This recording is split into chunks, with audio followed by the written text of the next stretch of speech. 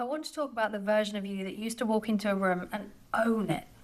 The one who could give a presentation without her hands shaking. The one who made decisions quickly and trusted them. The one who didn't write a 3-line email 14 times before pressing send. I want to talk about her because I think you miss her. And I think you lie awake sometimes and wonder where she went. And I think you're scared, quietly, privately scared, that she might not be coming back. She is coming back, but she doesn't come back the way you think. She doesn't come back by waiting. She comes back when you understand what happened to her. And what happened to her is not what you've been telling yourself. Pull up a chair. We need a chair.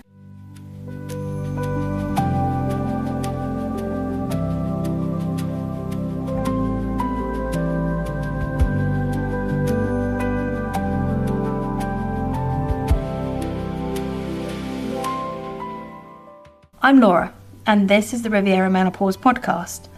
Today we're talking about the thing nobody warned you about. Not the hot flushes, not the weight gain, not even the brain fog. We're talking about the day your confidence just upped and left. I'm going to explain why that happened, because it's incredibly common amongst perimenopausal women.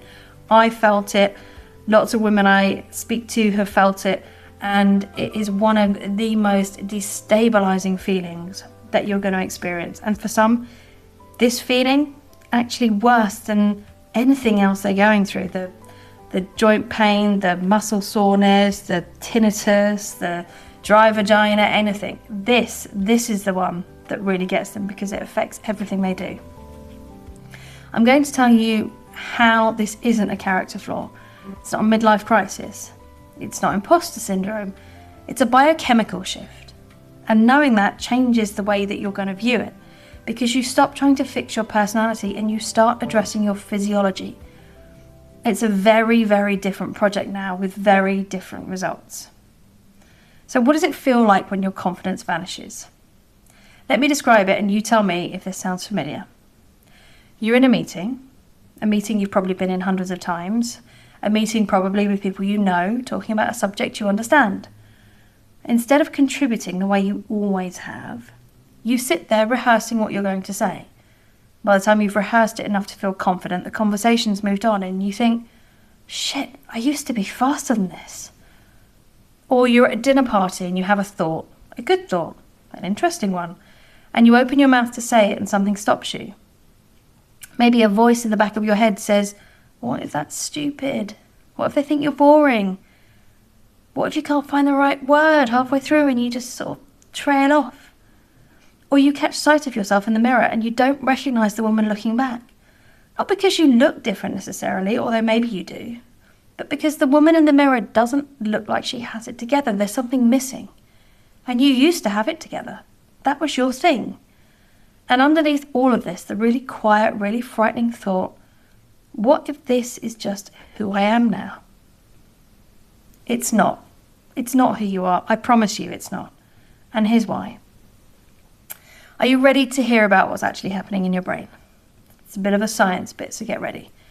Progesterone. Let's talk about progesterone because everyone talks about estrogen, but progesterone is the quietly powerful one that nobody mentions. Its decline explains so much of what you're feeling right now.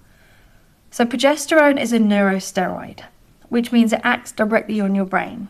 Specifically, it enhances the effect of GABA, your brain's primary calming neurotransmitter. GABA is the thing that says you're safe, you're fine, the world's not ending, you can handle this, you got this. When progesterone is at healthy levels, GABA works well. You feel calm, grounded, capable. In perimenopause and menopause, progesterone is the first hormone to decline. It often starts declining before estrogen, and when it drops, GABA function drops with it. Your calming nervous system becomes less effective. Your brain's ability to regulate anxiety is compromised. And suddenly, situations that never bothered you before feel threatening. A meeting can feel like a tribunal. A social event feels like some sort of exam. And every decision feels like it's just falling off a cliff edge. This is not imposter syndrome, that's a GABA deficit. And it's caused by progesterone withdrawal. And it's as real and physical as a broken bone. You wouldn't tell someone with a broken bone to just think more positively. Please stop telling yourself to do the same. Now you add estrogen into the picture. Estrogen supports serotonin production. Serotonin is your mood, motivation, and emotional stability chemical.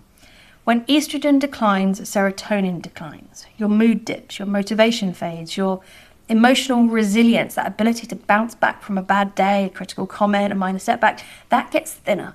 So you've got reduced calming chemicals and reduced mood chemicals simultaneously in a brain that was running perfectly well 6 months ago. And nobody told you that this is a neurochemical event. It's not a personal failing, it's a neurochemical event. You're not weak, you're not losing it. You're experiencing a withdrawal of the hormones that were keeping your nervous system calm and your mood stable. That's not a character problem, it's a chemistry problem. And chemistry problems have chemistry solutions. There's one more little reason why everything feels harder in this phase, and that's cortisol. Because of course there is. Cortisol. Cortisol shows up in pretty much every episode of this podcast, because cortisol shows up in every aspect of menopause. When your calming hormones decline, your stress response becomes more sensitive. It takes a lot less to trigger it. Things that used to roll off you now stick. A slightly critical email can ruin your afternoon. A minor disagreement with your partner can spiral into a full-blown existential crisis. A busy week at work, you would have powered through it 5 years ago, and it now feels genuinely overwhelming. And here's the bit that's particularly cruel for high-achieving women. Cortisol impairs the prefrontal cortex. That's the part of your brain responsible for executive function, planning, decision-making, focus, emotional regulation, and the ability to see the big picture instead of catastrophizing about the details. When cortisol is consistently elevated, your prefrontal cortex underperforms, which means the very skills that made you successful, clear thinking, quick decisions, emotional steadiness under pressure, these are the skills that cortisol is undermining. It's not that you've lost those skills, it's that the hormone that disrupts those skills is running unchecked because the hormones that used to keep it in check have declined. Can you see the big picture now? Progesterone down, GABA down, estrogen down, serotonin down, cortisol up. The result is you doubt yourself, you feel anxious, you overthink everything, and you no longer trust your own judgment. Not because you're falling apart, but because the hormonal environment that supported your confidence has changed. And nobody told you. Until now. Okay, so we now know what's causing it, but what do we do about it? Because understanding the problem is important, but it's not enough. You need to know what actually helps. First, nervous system regulation. This is the most immediate thing you can do to bring cortisol down and give your calming system some breathing room. That includes morning light exposure, 5 to 10 minutes of natural daylight within the first hour of waking. This resets your circadian rhythm for better sleep and your cortisol rhythm, which is one of the most disrupted things in menopause. Sounds absurdly simple, and it is. And it works. Step outside, look at the sky. That's it. Also helping with this is coffee timing. Wait 60 to 90 minutes after waking before your first coffee. I know, this is tricky, but cortisol naturally peaks in the first hour after you wake up. Adding caffeine on top of that peak creates a cortisol spike that sets your nervous system on high alert for the rest of the morning. Wait 90 minutes. Your cortisol has settled by then. The coffee works better, and your anxiety will be noticeably lower. Try it for a week and see how you get on. And the final part of this one is the evening downshift, 10 minutes. That's all. Before bed, not in bed. Something that actively signals to your nervous system, we're safe, we're winding down, the day is over.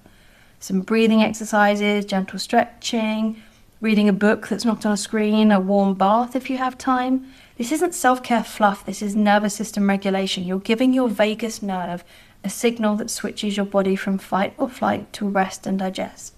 And your sleep improves, your cortisol drops, and you wake up feeling more like yourself. The second part of this is the identity piece.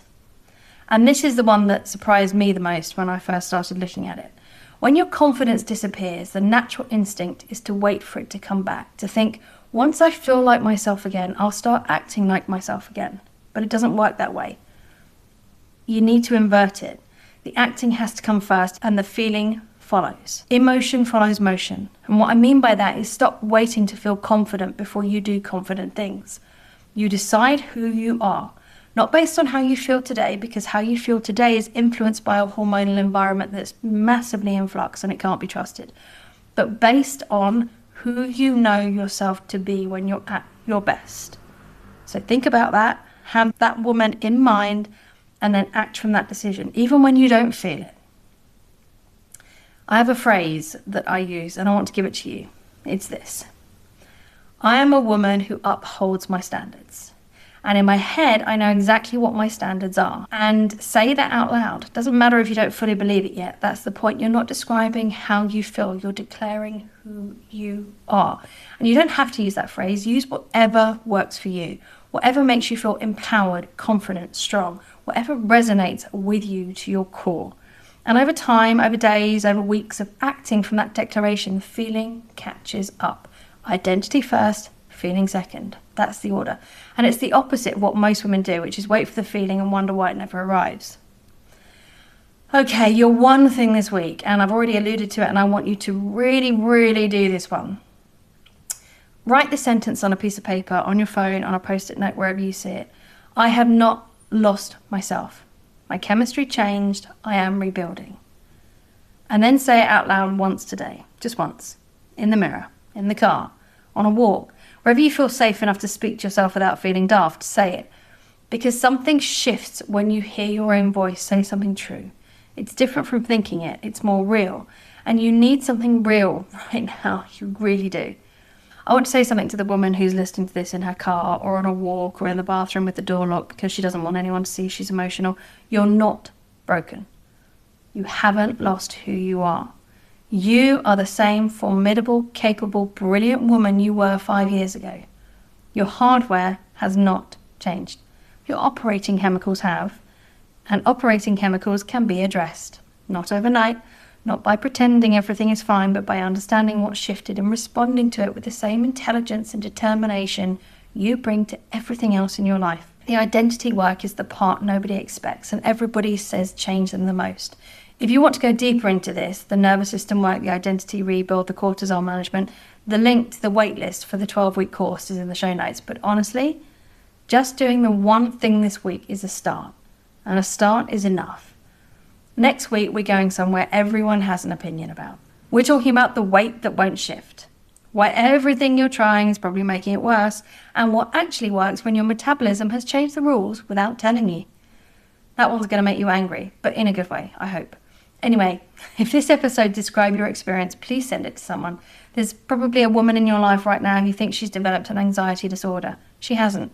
She's lost her progesterone, and that's a completely different problem with a completely different solution. I'm Laura.